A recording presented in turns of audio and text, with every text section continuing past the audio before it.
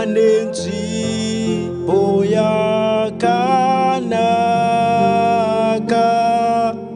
padyo naBaba wedu, mweya ine ruzororo padyo naBaba wedu. O Jesu mununuri, makatumwa pasi pano kuti swendedze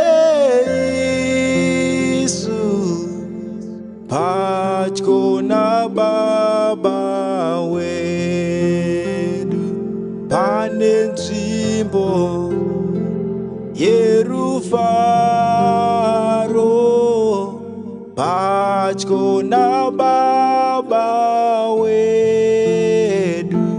Tinaye Jesu Kristo apo padyo naBaba wedu. O Jesu mununuri, makatumwa pasi pano muti swendedze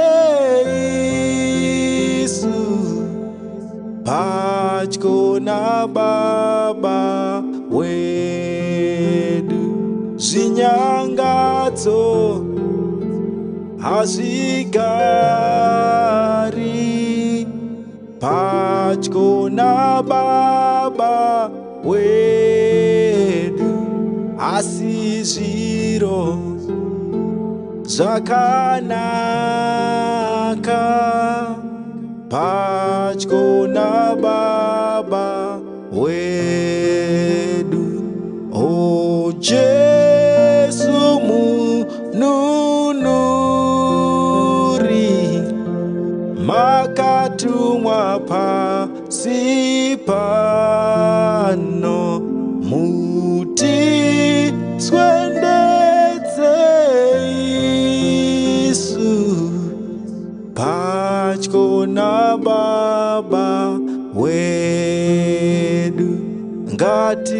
Ngatigare nguva dzese padyo naBaba wedu. Isu tinokokwa ndiye padyo naBaba wedu. O Jesu mununuri, makatumwa pasi pano muti swendedze isu padyo naBaba wedu. Muti swendedze